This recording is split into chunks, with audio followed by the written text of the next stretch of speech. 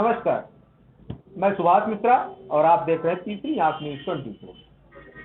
आज हम चर्चा करेंगे माननीय स्वामी प्रसाद मौर्य की। स्वामी प्रसाद मौर्य ने शुरुआत की बसपा से, बसपा के विधायक रहे, मंत्री रहे, मलाईदार पदों पर रहे, काफी मलाई खाई और जब बसपा का समय थोड़ा खराब हुआ, उनको लगा एक मौसम वैज्ञानिक की तरह, उनको राजनीतिक वैज्ञानिक भी उत्तर प्रदेश में कहा जाता है। तो जब उनको यह एहसास हुआ कि हो सकता है आने वाले समय में बसपा की सरकार ना बने, तो भाजपा में प्रवेश कर गए और स्वामी बदल लिया। ये कोई कटाक्ष नहीं कहा जाएगा कि स्वामी प्रसाद मौर्य ने अपने स्वामी को बदल लिया। चलिए ठीक है, नेताओं की तो फितरत है, पार्टी बदल लेना, सरकार बना लेना। जिस सरकार और जिस पार्टी में चले जाएं उन्हीं के हो जाते हैं और पिछले पार्टी को कोसना और गाली देना इनकी आदत। सारे नेताओं की एक जैसी स्थिति हो गई है। स्वामी प्रसाद मौर्य उससे अछूते नहीं हैं। स्वामी प्रसाद मौर्य ने भाजपा ज्वाइन की 2016 में और 17 में भाजपा की सरकार बनी। 5-5 मलाईदार पदों पर रहे, अच्छा मलाईदार पद मिला, कैबिनेट मंत्री हुए और कैबिनेट मंत्री होने के साथ साथ भाजपा में काफी सराहे गए। लेकिन फितरत कहां बदलनी है? न तब बदली थी न अब बदली। स्वामी प्रसाद मौर्य ने 2022 में पुनः पार्टी का साथ छोड़ दिया जिस पार्टी में आए थे। अब ज्वाइन किया सपा। नेताओं की तो फितरत है, जहाज हिली नहीं कि चूहे कूदना शुरू हो गए। एक शब्द और आता है, कहा भी जा सकता है, बिन पेदी का लोटा। हमारे बुजुर्ग कहते हैं बिन पेदी के लोटे को अगर आप रखते हो तो किधर भी लुढ़क सकता है, जब पेदी नहीं तो भरोसा नहीं। राजनीतिक महत्वाकांक्षा इतनी बढ़ गई है आज नेताओं की कि पार्टी का अस्तित्व ही खत्म कर देते हैं और 2 मिनट के अंदर इस पार्टी की बड़ाई को छोड़ के उस पार्टी की बड़ाई करना शुरू कर देते हैं, अपने क्षणिक सुख और अपने क्षणिक लाभ के लिए।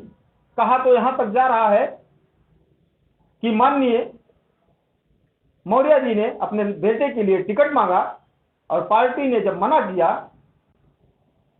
तो पार्टी पर लांछन लगाते हुए भाजपा को अलविदा कहा और टाटा बाय बाय करते हुए दूसरी पार्टी का दामन थाम लिया। अब इसमें जनता को समझना होगा कि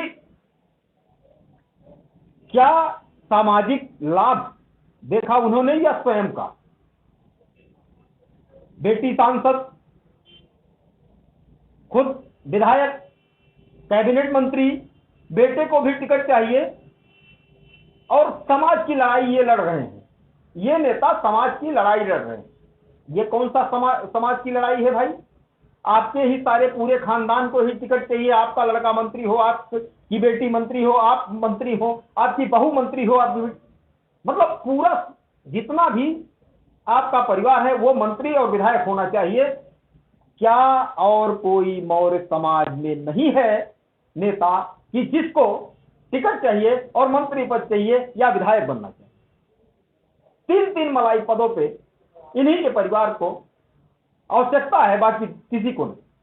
क्या मौर्य समाज खत्म हो गया है आज? जिस तरीके से मौर्य जी ने कहा कि विगत 5 सालों में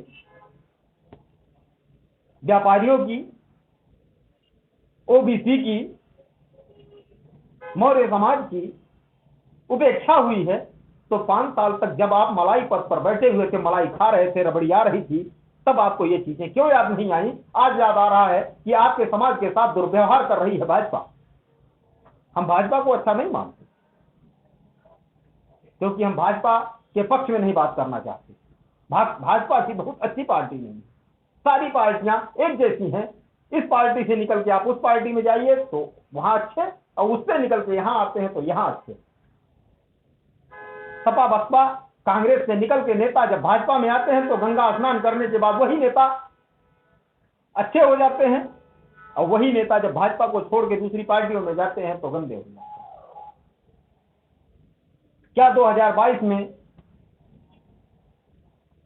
स्वामी प्रसाद मौर्य जी को अपना अस्तित्व खतरे में नजर आया भाजपा में रहते हुए? अपनी राजनीति में कुछ दिक्कत समझ में आई, इसलिए भाजपा का दामन छोड़ दिया, या सपा की सरकार बनती हुई उनको नजर आ रही है इसलिए छोड़ दिया? नेताओं से हम कहना चाहेंगे कि बिन पेदी का लोटा मत होइए। जनता इतनी मूर्ख नहीं है, जनता भी समझती है कि आप अपने फायदे के लिए किसी पार्टी को छोड़ रहे हैं या किसी पार्टी को पकड़ रहे हैं। सामाजिक भला क्या कर रहे हो आप? कौन सा सामाजिक भला है? इसको सामाजिक भला ही कहते हैं। अगर बहुत अच्छे राजनेता हो तो समाज के लोगों को आगे बढ़ाओ, जो समाज में नेता उभर रहे हैं उनको बढ़ाओ। आप ही नेता नहीं हो, ना आपके बच्चे नेता हैं। एक आधिपत्य अधिकार नहीं हो गया है राजनीति पर किसी भी नेता का। आज तो स्थितियां पुनः पुराने समय के तरफ जा रही हैं। जैसे राजा का बच्चा ही राजा होता था, आज फिर से वही स्थिति पैदा हो गई है कि नेता का लड़का ही नेता होगा, नेता की बिटिया ही नेता होगी, उसी को मंत्री का दर्जा दिया जाएगा।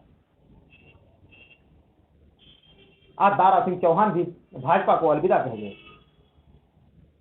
कल 3 नेता और अलविदा किए, 3 और विधायक छोड़ के चले गए। कुछ सपा से नेता निकले भाजपा में चले गए। ये तो वो स्थिति है कि जब बाढ़ आती है तो चूहे कूद के भागना शुरू कर देते हैं, जहाज छोड़ना शुरू कर देते हैं। आखिर ये कब तक होगा? इस पे जनता को भी अपना मत रखना होगा। इसी बातों के साथ हम विराम लेते हैं। मिलेंगे किसी और मुद्दे के साथ किसी और जगह। आप देखते रहिए तीसरी आंख न्यूज़ 24। धन्यवाद। सुभाष मिश्रा के साथ।